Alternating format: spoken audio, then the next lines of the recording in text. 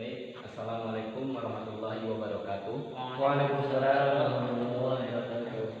Baik rekan-rekan semua, di sini kita akan mengadakan FGD atau fokus grup diskusi. Di sini kita akan membahas tentang bantuan sosial COVID-19. Yang korupsi tersebut dilakukan oleh menteri kita sendiri, yaitu Menteri Sosial. Baik, langsung saja kita masuk dengan forum diskusi kita. Yang pertanyaan pertama yaitu, apa penyebab suatu pihak atau seseorang melakukan korupsi dana bantuan COVID-19? Bahkan korupsi itu yang dilakukan pun oleh Menteri Sosial kita sendiri. Jadi kenapa menteri itu melakukan korupsi? Apakah itu tidak akan berdampak negatif kepada masyarakat?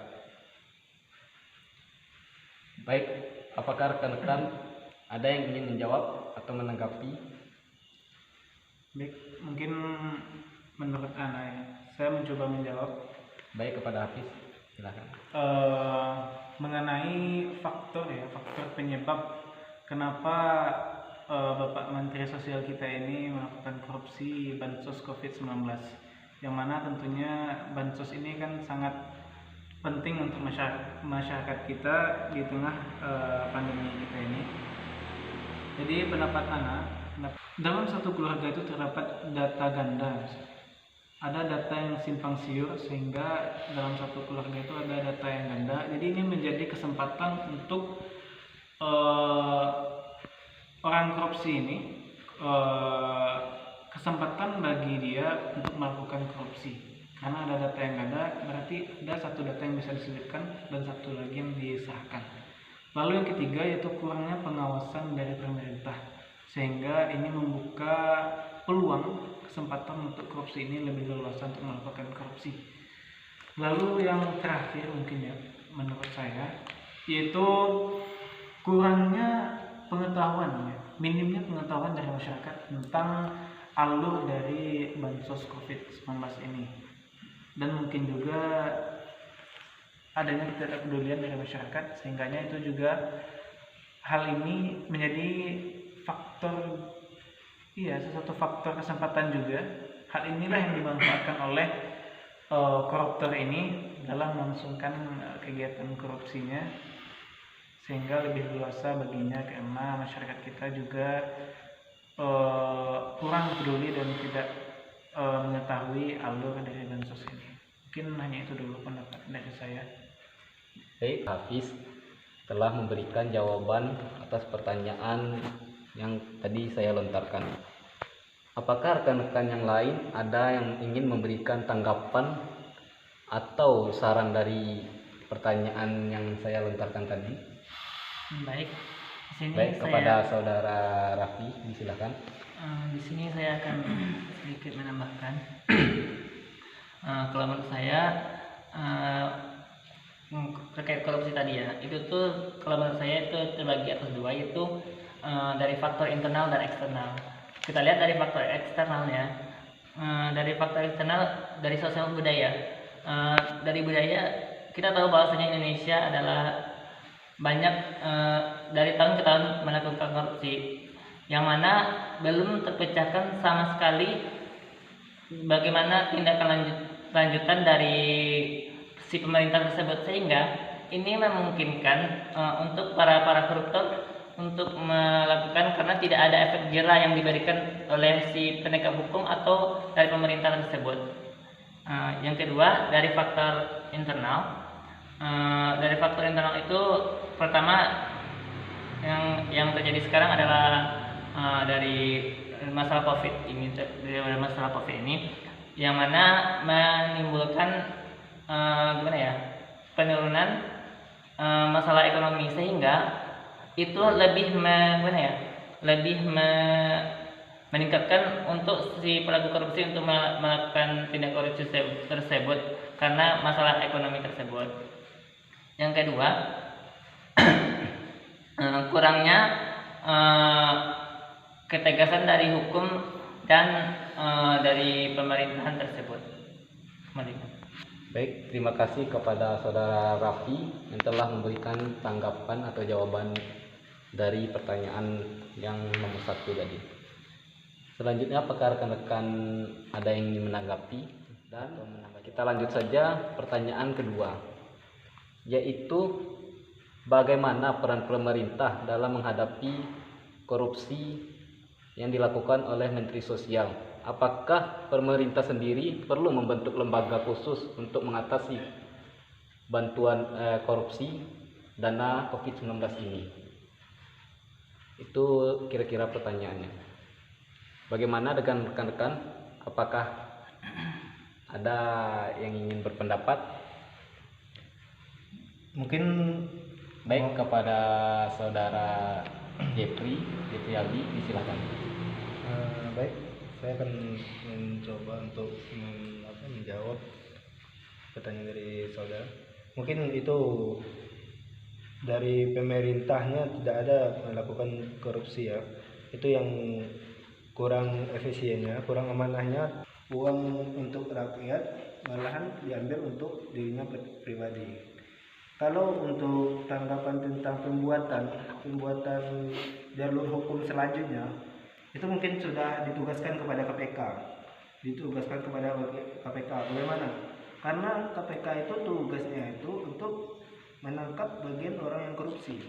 Jadi untuk penambahan bagi saya pribadi itu tidak perlu. Itu memang tugas kewajiban dari KPK. Baik, terima kasih jawaban atas yang diberikan oleh Jeffrey Aldi. Yang selanjutnya yaitu apakah ada rekan-rekan yang ingin menanggapi jawaban dari Jeffrey Aldi, saudara Jeffrey Aldi? Baik, kepada saudara Raffi disilakan. Di sini saya hanya memperkuat jawaban dari Jeffrey tadi. Kalau misalnya untuk membentuk lembaga baru, sedangkan kita kan sudah memiliki KPK, ibaratnya kayak gini. Kita memiliki lembaga yang mengurusi untuk masalah korupsi. Nah, kita buat lagi lembaga baru yang mana masalahnya itu lebih kecil, namun tetap juga di bidang korupsi. Sehingga nanti gimana ya, masalahnya itu dengan masalah yang sama, namun dengan penyelesaian yang berbeda, itu nanti akan gimana ya, tugas dari lembaga tersebut akan bertumpuk gitu, sehingga kita itu satu lembaga itu menjadi ragu gitu. Lebih baik satu lembaga saja namun terfokus kepada hal tersebut gitu. Jadi lebih baik kalau menurut saya itu nggak usah dibentuk. Menurut saya KPK itu saja. Baik, terima kasih atas tambahan jawaban dari Raffi. Selanjutnya saudara Darlin bagaimana? Apakah ada yang ingin menambahkan? Cukup. Baik, terima kasih. Langsung saja kita masuk ke pertanyaan berikutnya. Pertanyaan berikutnya yaitu dari masyarakat sendiri. Apa peran masyarakat Indonesia terhadap tindakan orang yang melakukan korupsi? Apalagi korupsi ini tentang dana bantuan sosial untuk masyarakat tersebut. Jadi bagaimana peran pemerintah itu dalam memberantas atau penanggulangan korupsi ini? Baik, itu pertanyaan kira-kira. Pada rekan-rekan, apakah ada yang ingin berpendapat? Pertanyaannya, Saya mencoba menanggapi Baik, ya. kepada saudara Hafiz, Picu. Ya, tadi mungkin menurut apa tadi? Mungkin maksud tadi dari moderator tadi peran masyarakat tadi di awal Iya. ya. Saya mendengar tadi peran masyarakat, bagaimana peran masyarakat terhadap ini seperti yang saya sampaikan pada pertanyaan sebelumnya. Hendaknya masyarakat juga ikut bekerja sama dengan pemerintah dalam hal penyuluhan tentang bagaimana bansos ini alurnya, mekanismenya seperti apa. Lalu yang selanjutnya, masyarakat ini juga harus cermat dan melek terhadap media sehingga tidak tertinggal informasi terhadap perkembangan bansos ini dan tidak mudah tertipu gitu ya. Lalu selanjutnya itu terkait terkadang kita menemui ada masyarakat yang acuh tak acuh juga, lalu juga kebanyakan masyarakat juga ada yang mau disuap gitu ya. Jadi hendaknya masyarakat tidak mau disuap oleh para pelaku korupsi ini sehingga tidak terjadi kecurangan, gitu kan. Lalu yang terakhir mungkin hendaknya masyarakat ini, kenapa kita sering terjadi korupsi dan juga banyak ya, salah satunya yaitu masyarakat yang mau disuap, lalu masyarakat yang tidak mau bersuara ketika korupsi ini dilakukan. Hendaknya masyarakat harus mampu bersuara ketika melihat suatu kejanggalan atau kecurangan, sehingga tidak terjadi korupsi yang sebagaimana terjadi pada saat sekarang. Ya, mungkin itu dari saya. Saya kembalikan kepada moderator. Baik, terima kasih kepada saudara Hafiz yang telah memberikan jawaban dari pertanyaan tentang peran masyarakat dalam mengatasi COVID-19 ini, korupsi COVID-19 ini. Baik, apakah kepada rekan-rekan sekalian ada yang ingin menanggapi dari jawaban saudara Hafiz? Baik, kepada saudara Zeni disilakan untuk menanggapi pertanyaan dari saudara Hafiz. Baik, mengenai jawaban dari saudara Hafiz, saya sependapat dengan saudara Hafiz bahwa perlunya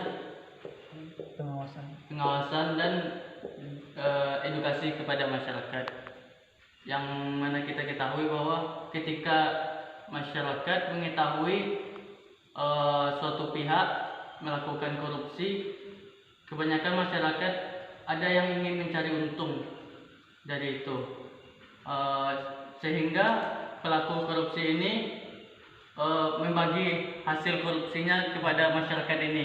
Semakin leluasa. Ya, dan ini menjadikan korupsi itu menjadi berkembang, yang mana korupsi ini dilakukan oleh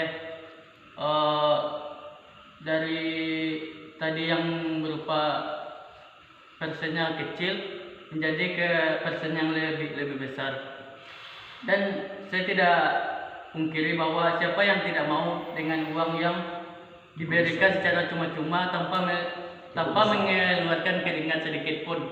Jumlah pun besar. Iya, apalagi dengan diiming-imingi dengan jumlah yang besar.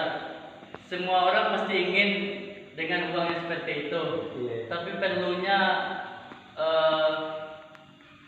kepedulian dari masyarakat, bahwa kita di Indonesia ini merupakan suatu kesatuan, bukan suatu kepemilikan oleh satu orang. Mungkin mungkin hanya itu yang dapat saya sampaikan. Tanggapan yang luar biasa dari saudara Dalen. Memang masyarakat Indonesia ini rasa pemilikannya makin Hanya ingin milik sendiri masyarakat Indonesia ini. Ini memiliki. Baik, selanjutnya apakah dari saudara Jeffy ada tanggapan atau tambahan jawaban? Jawaban dari saudara Zeni sudah cukup untuk mewakili suara dari kami. Baik, saudara Raffi bagaimana? Sepertinya ada yang mengganjal di pikiran. Tidak ada. Baik, terima kasih kepada rekan-rekan atas jawabannya. Selanjutnya, pertanyaan selanjutnya itu, kita tahu bahwa ada peran masyarakat, peran pemerintah. Jadi apa hukuman yang tepat bagi para korupsi ini agar korupsi ini benar-benar hilanglah di Indonesia ini? Jadi bagaimana peraturan pemerintah, apakah kurang tegas atau bagaimana terhadap korupsi di Indonesia ini? Jadi itulah inti pertanyaannya, itu apa hukuman yang tepat bagi orang yang korupsi atau pelaku yang korupsi atau yang kita sebut dengan koruptor? Apakah, dan saya dengar pun ada iming-imingnya yang korupsi bagi orang yang dana bantuan bansos ini bisa terjerat hukuman mati. Apakah itu benar atau bagaimana? Jadi apa tanggapan atau menurut teman-teman dari pertanyaan tersebut? Bagaimana tanggapan teman-teman atas pertanyaan tersebut? Baik, kepada rekan-rekan apakah ada yang menanggapi atau menambahkan? Baik. mencoba menanggapi ya, sebenarnya sudah saya catat Iya. ya mengenai yang terjadi dengan Menteri Sosial kita, yang mana sebagaimana kabar yang telah beredar itu sudah mencatatnya di sini. KPK menjerat Menteri Sosial tentang suap, yakni pasal 12 huruf A dan B serta pasal 11 ya. Namun banyak yang beranggapan bahwa bisa saja dijatuhi hukuman mati. Ya, ini banyak yang beranggapan bisa saja Ya, masyarakat banyak dijatuhi beranggapan hukuman mati seperti ya. itu. Jika terbukti, ya hal ini bisa terjadi jika terbukti ada kerugian negara di dalamnya. Juga karena faktor pengambilan hak masyarakat miskin di tengah pandemi. Apapun pasalnya, menurut saya koruptor itu harus dihukum seberat-beratnya, dikarenakan telah merampok ya. Ini Merugikan ya, atau lebih merampok. bahasa kasarnya merampok sebenarnya. Merampok hak masyarakat miskin demi kemewahan hidupnya. Mereka mencari untung di sana. Ini kan kasarnya memang seperti itu, diperhalus dengan kata korupsi. Baik, mungkin itu yang saya sampaikan. Saya kembalikan kepada Muhammad. Baik, terima kasih atas jawaban dari Saudara Hafiz atas tanggapannya tentang apa hukuman yang patut untuk para koruptor ini. Apakah rekan-rekan ada yang menanggapi atau bagaimana? Mungkin Saudara Rafi? Baik, di Oh, sini ada. saya akan akan sedikit menyinggung terkait hukum Indonesia ya. Nah, di sini kan korupsi itu kan diibaratkan disamakan dengan pelanggaran pencurian ya kan. Nah, di sini gimana ya? Diibaratkan kayak gini ya. Orang yang mencuri korupsi dengan nilai yang tinggi disamakan dengan pencuri ayam yang hanya modal ayam namun hukumnya sama gitu. Gimana ya? Jadi kayak gitu. Sedang itu menurut saya tidak adil gitu. Sedang dengan raih uang yang fantastis namun hukumnya sama gitu. Dan itu tuh dan korupsi itu tidak hanya kalau misalnya ayam kan hanya modal ayam, sedangkan korupsi itu merugikan seluruh masyarakat Indonesia. Namun hukumnya hanya sama dengan si pelaku curi ayam. Jadi menurut saya itu juga tidak adil gitu. Terbukti selama ini korupsi di Indonesia belum terselesaikan gitu. Jadi menurut saya hukum di Indonesia itu masih belum cukup keras gitu. Kembalikan. Baik, terima kasih atas tanggapan dari Saudara Rafi yang telah memberikan jawaban yang luar biasa ya, dengan mencontohkan seekor ayam dengan korupsi yang hukumannya sama ya. iya, benar juga. Baik, itulah jawaban. Apakah ada yang ingin menambahkan dari rekan-rekan? Memang bisa juga kan. Terusnya bagaimana dengan Saudara Zeni? Sedikit tanggapan dari saya berbicara tentang hukum terhadap koruptor. Mungkin sudah kita ketahui bahwa kebanyakan atau yang sering dilakukan di negara kita ini hukum terhadap koruptor adalah penjara. Dan yang mengenai perbandingan tadi antara koruptor dengan maling ayam. Maling ayam mungkin adalah dampak dari para koruptor yang korupsi. Karena kita bicara bansos tadi, karena tidak ada lagi yang mau dimakan, tidak ada lagi kesempatan untuk meminjam ke sana ke sini.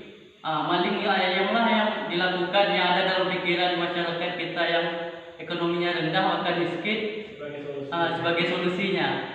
Jadi dampak dari koruptor adalah seperti itu, maling ayam tadi yang membuat penjara-penjara di Indonesia makin penuh. Lebih banyak penjara daripada sekolah, lebih banyak yang bersalah daripada yang berpendidikan. Gitu menurut saya. Dan menurut lama hukuman para koruptor. Para koruptor mungkin dibandingkan dengan maling ayam, hukumannya lebih singkat daripada maling ayam. Bahkan yang mana yang merugikannya lebih besar daripada maling ayam.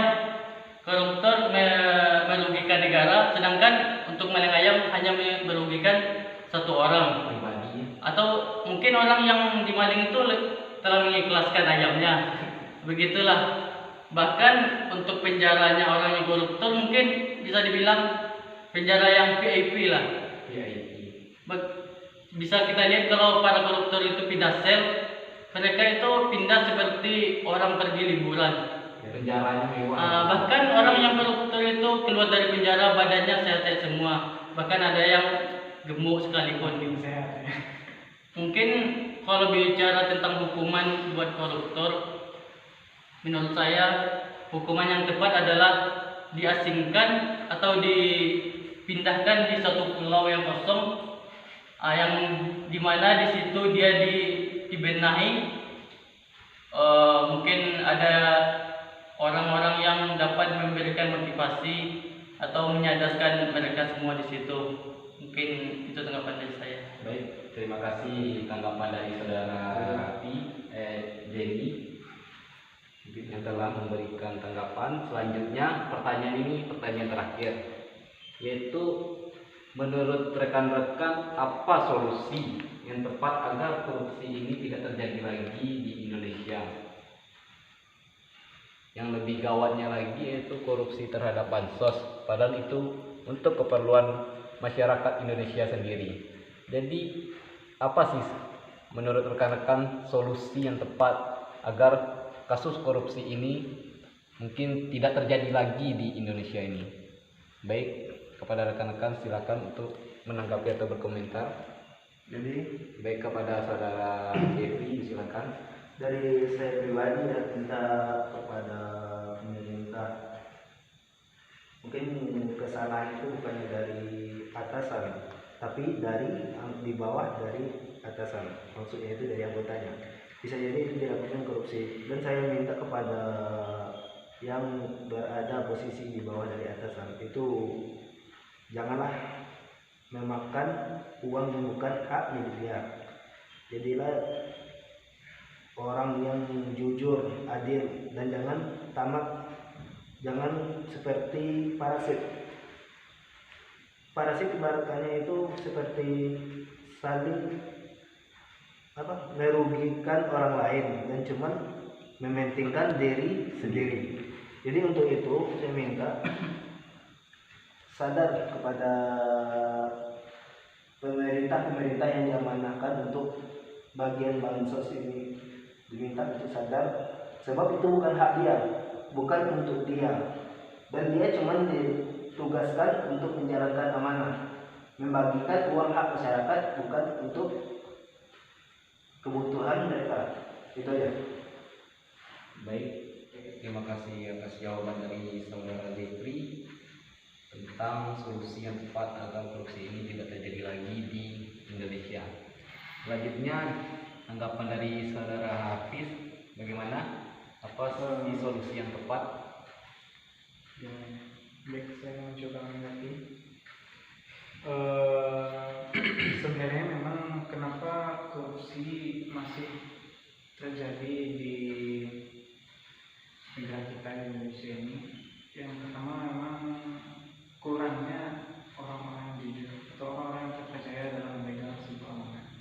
Jadi hendaknya untuk memegang sebuah jabatan itu kita merekrut orang-orang yang sudah benar-benar dipercaya dan bisa diamanahkan di dalam sebuah jabatan itu, sehingga tidak akan terjadi kecurangan ataupun korupsi. Lalu setelah kita sudah memilih pemimpin yang benar-benar dipercaya, itu baru ketika ada bantuan ataupun dana segala macamnya, itu harus diberikan data-data yang valid dan jelas sehingga tidak terjadinya penyimpangan dalam penyalahgunaan dana tersebut. Lalu yang terakhir itu masyarakat sudah saya sampaikan juga tadi di pertanyaan sebelumnya, masyarakat ini juga memang harus tahu dan melek terhadap pemerintah, informasi pemerintah, media sosial segala macamnya, harus tahu, jangan sampai masyarakatnya menjadi masyarakat yang cuek dan tidak peduli dengan pemerintahan, sehingga mudah terbawa arus dengan nantinya jika ada penipuan dan segala macam tentunya semua itu masih belum bisa terlaksana. Intinya memang solusi terakhir itu adalah hukuman yang berat, hukuman yang bisa membuat orang yang memegang jabatan ini jadi jerah. Itulah mungkin yang dapat saya sampaikan. Selebihnya mungkin ada tanggapan dari rekan-rekan yang lain, saya kembalikan kepada mereka. Baik, terima kasih atas tanggapan dari saudara Hafiz. Selanjutnya tanggapan dari saudara Zeni. Bagaimana solusi untuk menghilangkan korupsi ini di Indonesia? Berbicara tentang solusi untuk menghilangkan korupsi di Indonesia. Kata menghilangkan, kalau untuk korupsi di Indonesia bukan sesuatu yang dapat dihilangkan secara kita membersihkan kotoran di lantai, yang dengan sapu langsung hilang. Kita ketahui bahwa Indonesia adalah mungkin di batas darurat koruptor di Indonesia. Bicara tentang solusi untuk mengurangi korupsi di Indonesia adalah kayak transparan informasi, dari kejelasan informasi dari pemerintah ke rakyat dan dari rakyat ke pemerintah. Bahwa yang kita ketahui tadi, karena simpang siurnya informasi menjadikan masyarakat itu cuek terhadap negaranya, tidak mau menjadikan masyarakat itu acuh terhadap negaranya. Saya di sini bukan mau ceramah.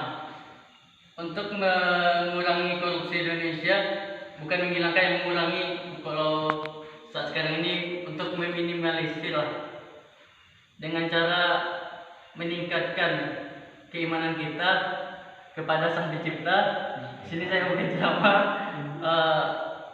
yang mana dengan meningkatkan rasa ketakutan kita kepada Pencipta, kepada Allah Subhanahu wa taala, menjadikan para pelaku koruptor itu menjadi sadar atas apa yang mereka perbuat,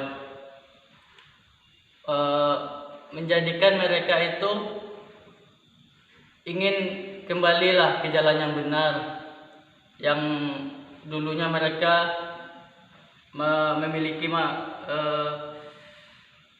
memiliki cerita-cerita yang buruk, yang mungkin untuk saat ini masyarakat pun masih tidak mempercayai mereka. Tapi mungkin setiap orang memiliki kesalahannya masing-masing.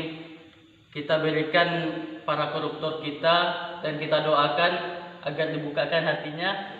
Di jawaban dari saudara Zeni bahwa solusinya itu meningkatkan ketakwaan kepada Sang Pencipta. Ya, dan meminimalisir, menjelaskan, memberikan kejelasan terhadap masyarakat. Itulah hasil forum grup diskusi kita pada hari ini. Kesempatan kali ini dapat disimpulkan bahwa korupsi itu sangat kejam dan sangat merugikan bagi masyarakat, malah menguntungkan hanya pribadi pejabat sendiri. Itu kekayaan. Itulah saya tutup dengan, saya akhiri forum diskusi ini dengan salam. Sebelumnya kita syukuri dulu dengan lafaz hamdalah. Saya tutup dengan assalamualaikum warahmatullahi wabarakatuh. Waalaikumsalam warahmatullahi wabarakatuh.